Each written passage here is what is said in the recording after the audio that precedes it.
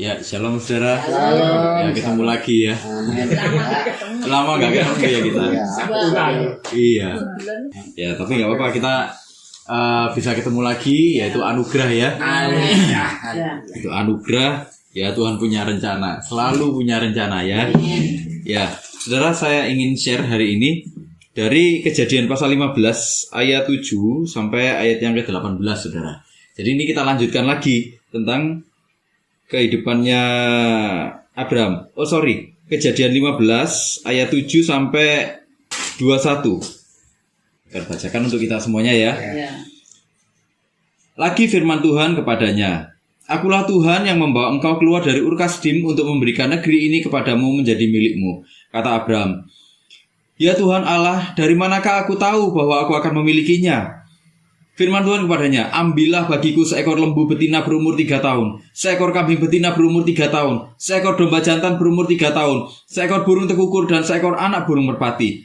Diambilnya semuanya itu bagi Tuhan, dipotong 2, lalu diletakkannya bagian-bagian itu yang satu di samping yang lain. Tetapi burung-burung itu tidak dipotong 2. Ketika burung-burung buas hinggap pada daging binatang-binatang itu, maka Abraham mengusirnya. Menjelang matahari terbenam, tertidurlah Abraham dengan nyenyak. Lalu turunlah meliputinya gelap gulita yang mengerikan. Firman Tuhan kepada Abraham, "Ketahuilah dengan sesungguhnya bahwa keturunanmu akan menjadi orang asing dalam suatu negeri yang bukan kepunyaan mereka, dan bahwa mereka akan diperbudak dan dianiaya 400 tahun lamanya. Tetapi bangsa yang akan memperbudak mereka akan kuhukum, dan sesudah itu mereka akan keluar dengan membawa harta benda yang banyak. Tetapi engkau akan pergi kepada nenek moyangmu dengan sejahtera. Engkau akan dikuburkan pada waktu telah putih rambutmu. Tetapi keturunan yang keempat akan kembali ke sini, sebab sebelum itu kedurjanaan orang Amori itu belum genap. Ketika matahari telah terbenam dan hari menjadi gelap, maka kelihatanlah perapian yang berasap beserta suluh yang berapi lewat di antara potongan-potongan daging itu. Pada hari itulah Tuhan mengadakan perjanjian dengan Abram serta berfirman, "Kepada keturunanmu lah kuberikan negeri ini, mulai dari sungai Mesir sampai ke sungai yang besar itu, sungai Efrat, yakni tanah orang Keni, orang Kenas, orang Kadmon, orang Het, orang Feris, orang Refaim, orang Amori, orang Kanaan, orang Girgasi, dan orang Yebus itu." Nah, saudara, beberapa waktu yang lalu kita akan bahas ya, Abram ini galau, ya kan? Abram ini galau, dia nggak punya anak, dia hidup di dalam aib, ya kan? Terus akhirnya Tuhan datang, ya, mendatangi Abram. Sama Tuhan diajak keluar, disuruh lihat bintang-bintang di langit, ya kan? Seperti itu nanti keturunanmu. Wah, Abraham percaya, dan Tuhan perhitungkan itu sebagai kebenaran. Ya, Abraham mulai semangat ini, saudara. Abraham mulai semangat.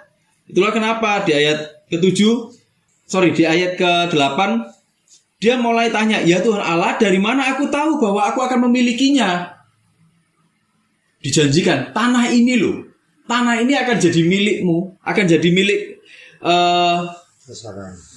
akan jadi milik pusakamu, akan jadi milik keturunanmu nantinya. Nah, dia gini, dari mana aku tahu Tuhan? Dia ingin penegasan. Dia ingin minta peneguhan dari Tuhan. Ya, jadi kisah ini sebenarnya kisah di mana Abraham mulai minta tanda. Ya, Abraham mulai minta tanda. Tuhan bener nggak? Kalau bener, tandanya apa? Abraham semangat. Jadi pertanyaannya ini bukan pertanyaan keraguan, saudara, tapi satu pertanyaan yang menunjukkan bahwa Abraham antusias dengan apa yang Tuhan janjikan. Dia minta tanda, kemudian kita akan melihat bagaimana Tuhan membawa Abraham pada pengalaman-pengalaman spiritual yang intens, ya. Yang itu ternyata pada akhirnya akan meneguhkan dia. Itu satu nubuat, juga satu jaminan tentang apa yang akan terjadi pada dia dan pada keturunannya nanti. Abraham melihat bagaimana Tuhan menjamin segala sesuatu, menjamin apa yang dia janjikan itu dengan dirinya sendiri. Karena nggak ada yang bisa dibuat untuk jaminan yang lebih tinggi dari Tuhan selain dirinya sendiri, ya. Kita juga akan melihat nanti bagaimana dalam proses ini, ya, waktu Tuhan menyatakan dirinya, bagaimana Abraham taat taat, taat dan taat. Kita akan melihat isu yang diangkat di sini adalah soal ketaatan, ketaatan dan ketaatan. Bagaimana orang beriman itu bukan cuman bondo yakin, saudara. Ya, kita selama ini kan iman yang penting yakin.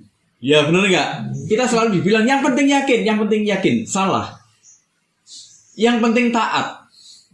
Ya, yang penting taat. Tanpa ketaatan kita tidak akan punya keyakinan. Ya, tanpa ketaatan kita akan selalu meragukan Tuhan, meragukan Tuhan dan terus meragukan Tuhan.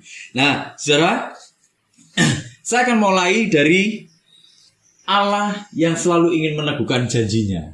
Saudara, kita ini selalu selalu orang dalam perjalanan hidup, dalam pergumulannya selalu cari apa, saudara? Jawaban doa, bener nggak? Kita berdoa, kita cari jawabannya kapan Tuhan? Nggak dijawab-jawab. Kita mulailah cari apa yang namanya peneguhan. Tuhan bener nggak sih? Tuhan ngomong ini bener nggak sih? Kita mulai cari yang namanya peneguhan. Ada orang yang bilang gini, nggak usah cari-cari peneguhan, kamu tuh nggak yakin aja. Tapi Alkitab menunjukkan bahkan Abram, ya, yang nanti akan jadi bapak orang beriman, bahkan dia minta untuk diteguhkan sama Tuhan dan Tuhan tidak keberatan untuk meneguhkan dia. Orang minta peneguhan, ya, orang minta peneguhan dari Tuhan itu bukan berarti dia tidak beriman, saudara. Gitu ya, kita harus memahami itu. Gak beriman itu artinya apa? Dia gak mau menyerahkan hidupnya kepada Tuhan. Itulah pengertian orang yang tidak beriman, gitu loh. Kalau kita menyerahkan hidup kita pada Tuhan, terus kita bilang, Tuhan, kasih aku satu tanda, Tuhan. Tuhan, kasih aku satu peneguhan, Tuhan. Dalam perjalanan ini terlalu berat buat aku, Tuhan. Aku gak ngerti apa yang ada di depan, tapi Tuhan, kasih aku pimpinanmu, kasih aku peneguhan. Alkitab menunjukkan, bahkan Abram pun meminta itu dan Tuhan gak keberatan. Ya, Tuhan manusiawi memperlakukan Abram. Tuhan tahu Abram ini khawatir. Tuhan tahu Abram ini takut. Tuhan tahu juga Abram melakukan kesalahan-kesalahan. Bayangkan ini bapak orang beriman loh, saudara.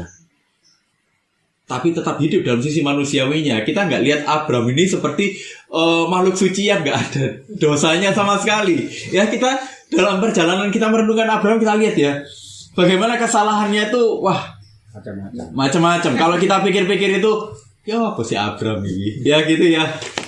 Kalau kita jadi orang yang di dekatnya Abram waktu itu, dan kita ngerti kebenaran kayak gini, kita rasanya pengen ngomong, Bram. Ya, itulah. Saudara, saya akan mulai dari ayat yang ke-7.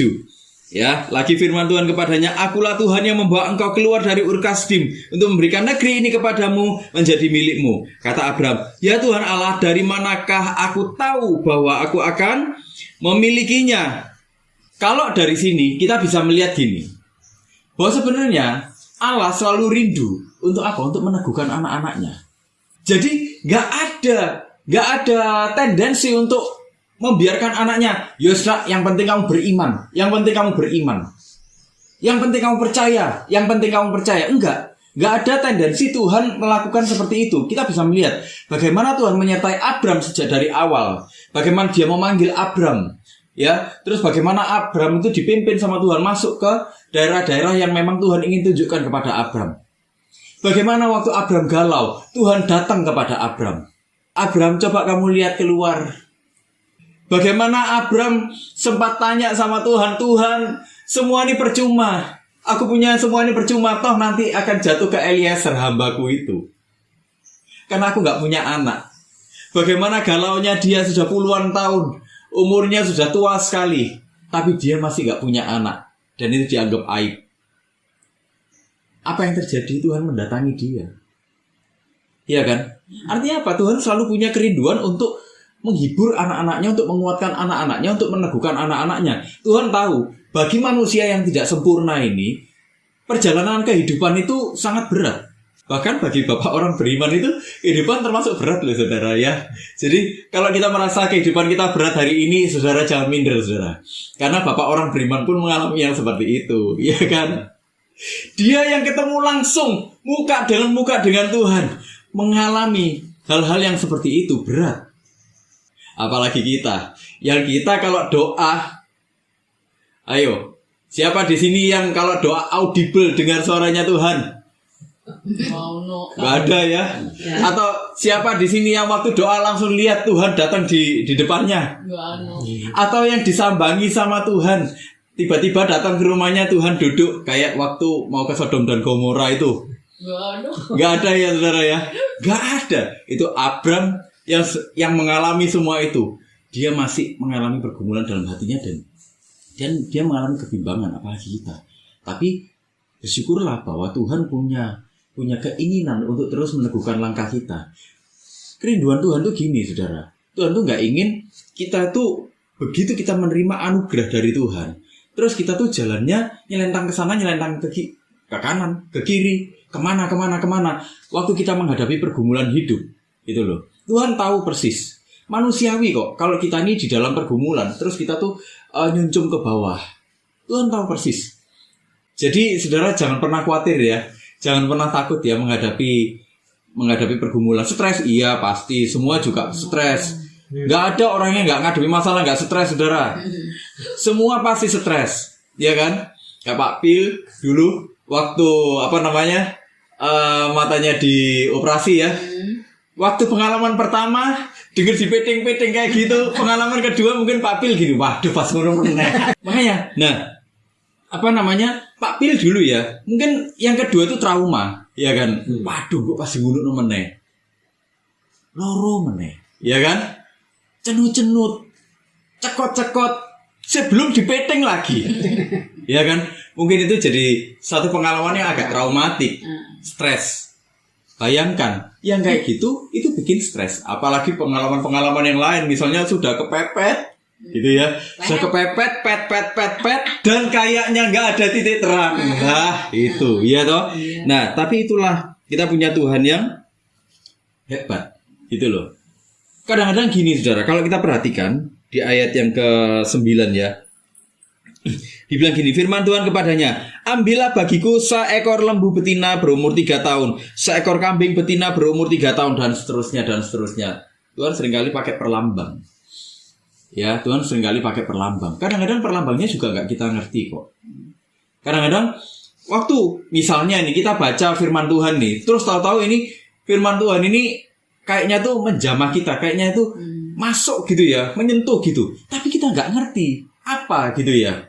Atau Tuhan tuh kadang-kadang ada orang terus ngomong sesuatu sama kita, meneguhkan kita, dan kita nggak ngerti. Nggak apa-apa, saudara. Kadang-kadang kita memang nggak bisa ngerti sekaligus apa maksudnya Tuhan. Jadi Tuhan itu membukakan segala sesuatunya, itu tergantung keinginannya Tuhan. Sejauh mana Tuhan ingin membukakan sesuatu, gitu loh. Jadi saudara nggak usah putus asa. Wah, yang itu kok kayak Tuhan tuh ngomong dan ini dan itu, Tuhan tuh kayak dia dengar, dia kok sudah ngerti. Nggak usah ngiri dengan orang lain, saudara. Kenapa? Karena Tuhan berurusan dengan kita secara pribadi, sama dengan Tuhan berurusan secara pribadi kepada Abram. Nanti saudara akan melihat, ini kan kita kayaknya nggak ngerti ya. Kenapa sih kok Tuhan ngambil lembu betina umurnya 3 tahun, ya kan? Tiga. Kenapa kok suruh ngambil yang seperti itu, gitu ya? Nah, saudara, sebenarnya ini satu konsep. Ini satu konsep perjanjian, gitu ya. Ini satu konsep perjanjian. Abram tahu persis Tuhan sedang ingin membuat perjanjian dengan dia. Nah, zaman waktu itu, saudara, orang kalau mau bikin perjanjian, ini dua belah pihak yang mau bikin perjanjian ini berhadapan-hadapan. Ini ngambil lembu atau ngambil binatang itu ya. Nanti ini yang mau dikorbankan ini dibelah dua sama dia, ditaruh berhadapan-hadapan kayak gini. Nah, kenapa kok 3 tahun? Ada penafsir yang bilang kayak gini, 3 tahun tuh pas lagi kuat-kuatnya binatang ini. Jadi pas lagi kuat-kuatnya binatang ini, dalam masa-masa terbaiknya mereka dikorbankan. Nah, ada penafsir yang menafsirkan seperti itu. Tapi ada juga penafsir yang bilang, ini sebenarnya lagi melambangkan bagaimana bangsa Israel nanti sampai generasi yang keempat mereka akan dibawa keluar dari perbudakan di Mesir. Ada yang menafsirkan seperti itu, ya saudara ya. Tapi satu hal yang pasti adalah bahwa Tuhan sedang ingin membuat perjanjian dengan Abram. Tuhan ingin memastikan, Abram kan ingin peneguhan, dan Tuhan membuat perjanjian dengan sesuatu yang dimengerti oleh Abram. Saudara, saya ingin bacakan di Yeremia 34 ayat 18. Saudara akan mengerti bahwa ini sebenarnya sebuah budaya di masa itu. Oke, saya bacakan ya. Dan aku akan menyerahkan orang-orang yang melanggar perjanjianku dan yang tidak menepati isi perjanjian yang mereka ikat di hadapanku dengan memotong anak lembu jantan menjadi dua untuk berjalan di antara belahan-belahannya. Jadi saudara, yang dilakukan Tuhan dan Abram sebenarnya lazim waktu itu. Tuhan pakai budaya waktu itu, saudara. Dah Abram, yuk kita bikin perjanjian aja. Wih, bayangkan saudara, ini Tuhan, saudara ya. Ini Tuhan menjamin, membuat perjanjian dan menjamin dengan dirinya sendiri. Apa yang bisa melebihi Tuhan? Gak ada kan? Dia punya segala sesuatunya. Abram tahu itu, saudara. Dia menjamin dengan dirinya sendiri. Dah kita bikin perjanjian aja. Belah. Ya. Jadi ini perjanjian ini nanti dibelah. Yang mau dikorbankan itu, saudara ya, dibelah. Nanti mereka berjalan di tengah-tengahnya. Artinya apa? Mereka yang mengikat perjanjian itu bersatu.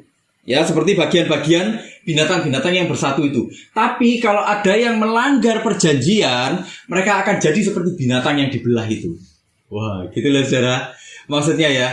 Jadi, ini perjanjian, kamu ada resikonya loh ya. Ini kalau Tuhan gak mungkin ingkar janji. Tapi kalau manusia bisa ingkar janji. Tapi kenapa kok Tuhan tuh mau bikin perjanjian dengan manusia?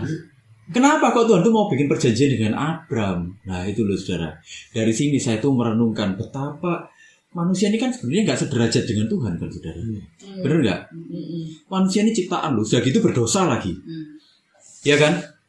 Tapi Tuhan yang dia kudus, maha kudus, dia suci, dia maha kuasa. Kenapa kok sampai mau bikin perjanjian dengan manusia? Artinya apa? Bahwa Tuhan tuh sungguh-sungguh menghargai manusia. Tuhan itu sungguh-sungguh menghargai anak-anaknya. Itulah kenapa dia ingin anak-anaknya ini hidup di dalam anugerahnya. Dia sungguh-sungguh mengasihi kita, itu loh. Kalau saudara misalnya, ini ya. Ini misalnya, saudara punya bawahan misalnya. Punya anak buah. Anak buahnya ini terus mokong mengkhianati saudara, ya.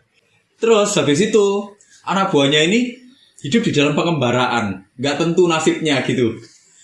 Terus tiba-tiba saudara datang, yuk kita bikin perjanjian aja. Aku akan nolong kamu nanti suatu saat, aku akan kasih kamu ini, yuk kita bikin perjanjian. Kira-kira saudara mau nggak? Nolong pengkhianat ini mau nggak? Orang yang sudah mengkhianati saudara mau nggak? Mau malas ya. Tapi Tuhan nggak seperti itu, saudara. Ya, kita ditunjukkan betapa besar kasihnya Tuhan. Dia tahu manusia ini sudah jatuh dalam dosa. Iya, dia tahu.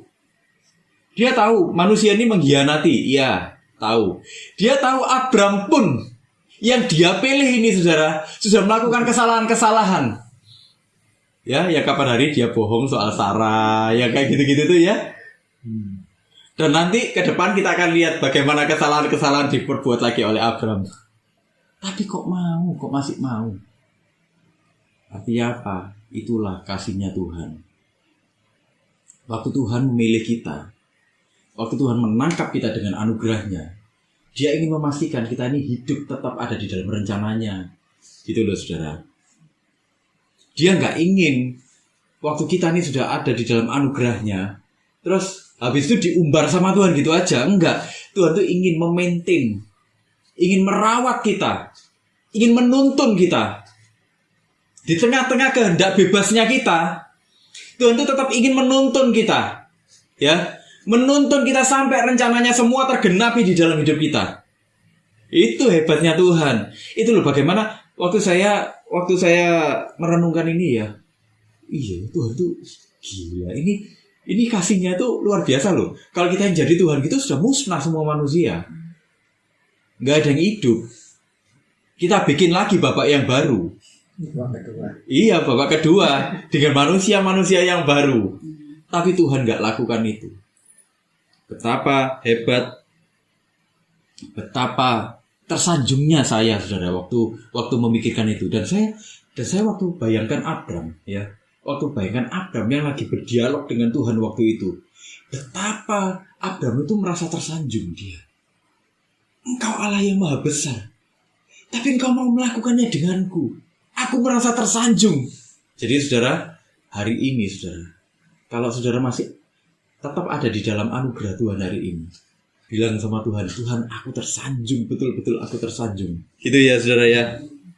Allah yang lebih tinggi derajatnya mau menjaminkan dirinya sendiri loh saudara, untuk hidup kita. Itu loh luar biasanya. Jadi saudara, dalam perjalanan seperti apapun, ya, dalam perjalanan pergumulan seperti apapun, Allah tuh nggak akan lupa kok. Nggak akan lupa dengan apa yang kita hadapi dalam hidup. Oh, kita merasa hidup kita hari ini berat. Oh, Tuhan tahu. Dan dia akan kasih peneguhan. Cuman gini, kadang-kadang kita tuh kan minta peneguhan yang sesuai dengan keinginannya kita, gitu loh. Bener nggak saudara? Kalau yang di luar itu nggak ada peneguhan, gitu ya. Tuhan tuh seringkali meneguhkan lewat macam-macam cara. Saudara, kadang-kadang saya ketemu sama orang-orang yang Tuhan tuh meneguhkannya lewat cara-cara yang sepele. Jadi dia di tengah-tengah pergumulan ini, saudara. Dia di tengah-tengah pergumulan ini. Tengah-tengah pergumulan yang berat. Terus ini saya dengar sendiri kesaksian-kesaksian yang seperti ini. Ngomong langsung dengan saya, cerita langsung. Ini lagi dalam pergumulan yang berat. Terus tiba-tiba, Tuhan, kepingin bakso Tuhan, tapi duit menipis. Tiba-tiba, tek. Ini ngomong nggak sampai sejam loh saudara. Tiba-tiba tek. Ya, ini ada berkat. Berkatnya apa? Bakso. Lah cara yang kadang-kadang tuh gak masuk akal dan kayaknya tuh sepele-sepele. Tuhan tuh meneguhkan kita, meneguhkan bahwa apa? Tuhan menyertai kita. Itu loh. Jadi kita gak usah putus asa dalam pergumulan yang kita hadapi hari-hari ini. Semua pasti merasa berat kok. Dalam pergumulan tuh gak ada yang gak merasa berat, saudara.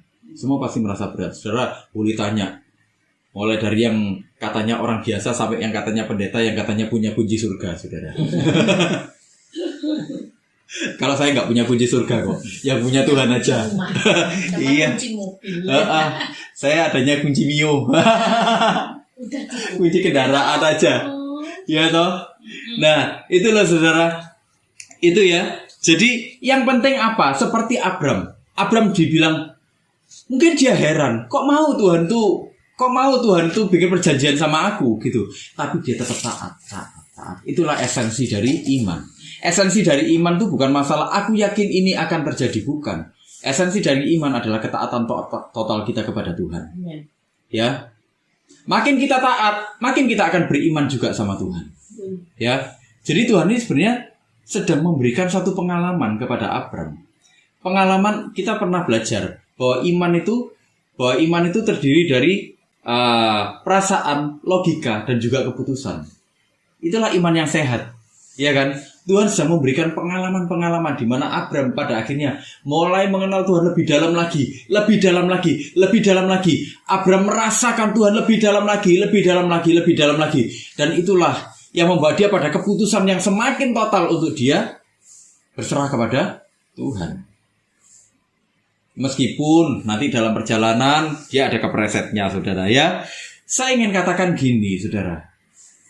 Dalam pembacaan perikop kita tadi, Abram memang menerima satu janji, tapi dia juga menerima satu impresi dari Tuhan. Ini saudara ya. Saya akan bacakan di ayat yang ayat 12. Menjelang matahari terbenam, tertidurlah Abram dengan nyenyak. Lalu turunlah meliputinya gelap gulita yang mengerikan. Wah. Menjelang matahari terbenam, jadi ini besoknya setelah Abram ditunjuk bintang-bintang itu, saudara ya. Ini besoknya, ini masih berlanjut ini. Tuhan tuh meneguhkan terus ini. 2 hari, 1 malam. Kayak retreat ini, saudara ya.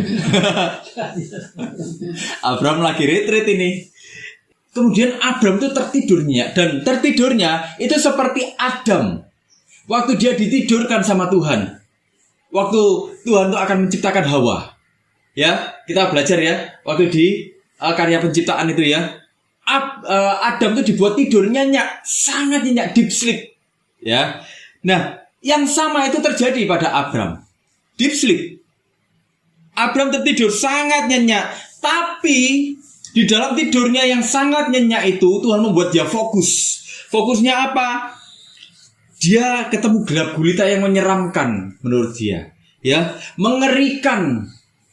Tapi ini sebenarnya bukan setan yang mendatangi dia, saudara. Itu dia bukan merasakan kehadiran setan. Kalau kita lihat di Ayub pasal keempat, saya akan bacakan untuk kita semuanya supaya kita memahami, saudara, ya. Ayub pasal 4 ayat 12 dibilang gini: suatu perkataan telah disampaikan kepadaku dengan diam-diam dan telingaku menangkap bisikannya. Waktu termenung oleh sebab hayal malam, ketika tidurnya nyenyak menghinggapi orang, aku terkejut dan gentar, sehingga tulang-tulangku gemetar. Suatu roh melewati aku, tegaklah bulu romaku. Ia berhenti tetapi rupanya tidak dapat ku kenal. Suatu sosok ada di depan mataku, suara berbisik-bisik ku dengar. Mungkinkah seorang manusia benar di hadapan Allah? Mungkinkah seorang tahir di hadapan penciptanya?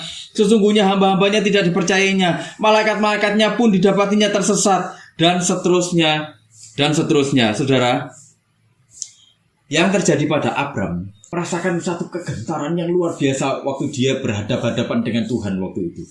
Waktu roh Tuhan itu melewati dia, rasakan gentar. Ini satu gentar yang sifatnya itu dia segan sekali, saudara. Dia takut sekali. Kenapa? Karena aku ini gak kudus. Berbeda dengan dia yang maha kudus.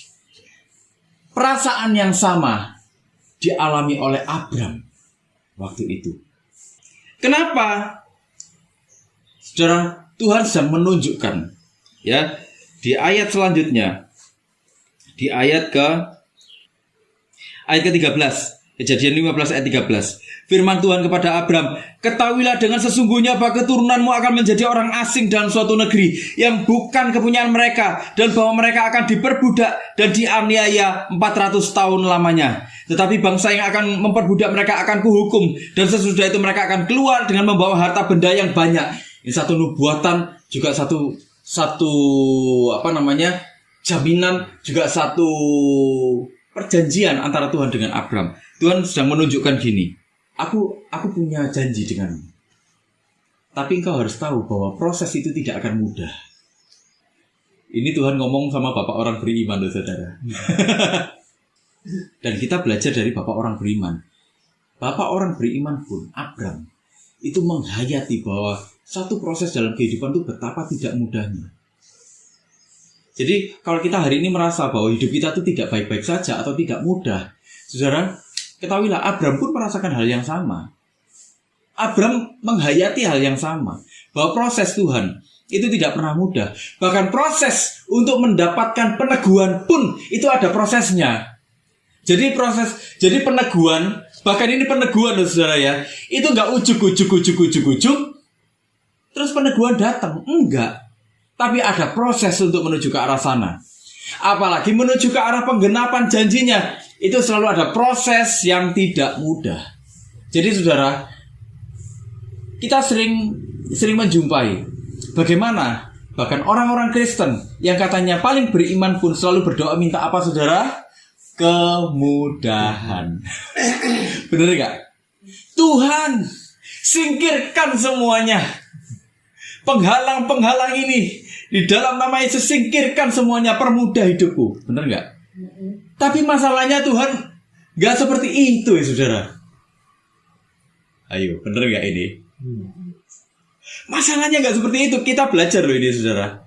Kita melihat bagaimana Tuhan bilang, tapi nanti sebelum memiliki negeri ini, ya, keturunanmu akan diperbudak di Mesir.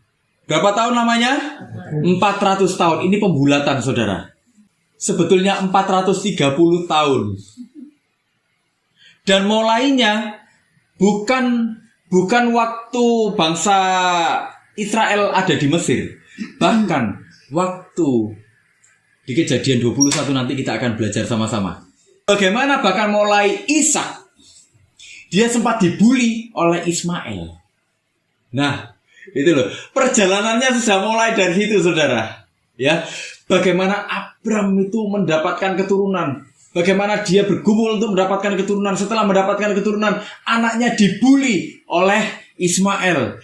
Bagaimana setelah itu, perjalanan demi perjalanan, bagaimana kita juga akan melihat nanti bagaimana waktu era Yakub, bangsa Israel, keluarga ini itu menghadapi situasi yang tidak mudah. Mereka menghadapi kelaparan. Mereka ada jalan keluar.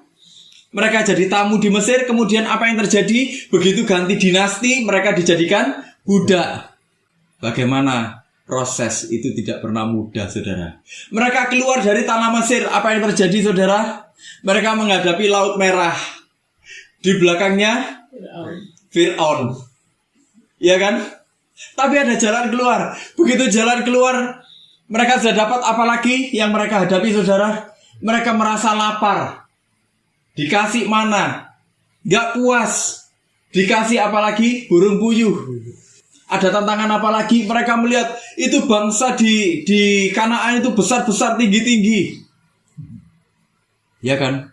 Gak pernah selesai-selesai prosesnya. Kita juga kayak gitu, saudara. Kadang-kadang, saudara, kadang-kadang saya pun tuh kadang-kadang gini kok, saudara. Saya pun kadang-kadang bilang, Tuhan, kesel memang itu. Ya, benar gak, saudara?